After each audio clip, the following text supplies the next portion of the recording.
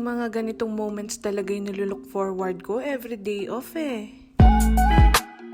Hello everyone! Today is Sunday at day off nga namin today. Maaga pa lang nagising ang boss Aya nyo, kaya naman maaga rin kaming bumangon. At syempre, bago ang lahat, kailangan muna natin ligpitin ng higaan natin para magaan ng pagpasok ng blessings. Nilagay ko nga muna si Aya sa walker niya para nga maligpit ko yung higaan namin ng maayos. Si Mr. Cortez naman ay nagdi-defrost na ng lulutuin niya mamaya para sa almusal namin. Mabas na nga kami ni Aya dito para makapagpaaraw habang hinihintay ang daddy na makapagluto at matimpla yung Cerelac ni Aya. Madalas nga ay tuwing day off ko lang nalalabas ng ganito si Aya dahil nga pag may pasok sa office ay maaga kaming umaalis. Alam nyo ba, nakakatuwa talaga tong si Aya dahil sa edad niya ay marami na nga siyang alam. Sana nga rin yun kapag nakakarinig siya ng huni ng ibon at nakikita niya mga to ay talagang tinuturo niya. Tina nga rin mga eroplano na kahit nasa loob kami ng bahay ay talaga namang titingin siya sa taas. Alam nyo ba mga mare, wala naman talaga akong balak mag-vlog ngayon pero alam mo yung may eagerness ka, yung motivated ka, yung tipong gusto mo ma-edit mo agad para ma-post mo. Makaka-capture ko nga lang lagi lahat ng ginagawa ni Aya sa araw-araw. Yung mga natututunan niya sa araw-araw ay gagawin ko talaga. Sarap-sarap kasing panoorin at gusto ko rin pag malaki na nga rin siya ay marami siyang mababalikan na mga memories. Yun talaga ang number one reason ko sa pagpo-post ng mga mini vlog. Syempre, isa na nga rin yung ma-monetize yung page at channel naming family. Alam nyo ba, ma-share ko lang sa inyo na monetize na dati pa yung YouTube channel ko. Kapag sweldo na nga rin ako noon pero siguro dahil nawalan ako ng rason para mag-continue ay hindi ko nga siya natuloy. Kaya ayun, back to zero nga kami ngayon. Pero okay lang kasi sabi ko nga this time ay meron akong rason para magpatuloy at yun ay si Aya. Kaya naman sa mga loyal viewers namin dyan na kahit ano lang na i-post namin ay pinapanood talaga. Salamat po. Kaya naman sa mga di pa nakasubscribe dyan sa YouTube channel namin, Bekenemen.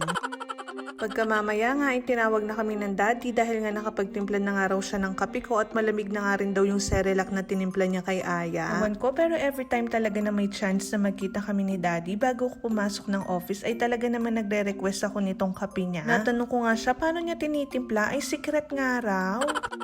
Anyway, pinakain ko na nga si Aya dito ng Cerelac niya at kita nyo naman yung kabusitan. Kasi nga ay tuloy-tuloy yung pagsubo na hindi naman pwede. Diyos ko. Pa nga siya natapos kumakain dyan ay pinatimpla ko na kay daddy ng 6 ml na gatas niya dahil for sure ay dedede ito pagkatapos niyang kumain. May dede na nga siya dito kaya naman nainom ko na itong kape ko. Ipilit ko talaga siya dito. Paano niya talaga timplahin to? Pero naboring sab yan.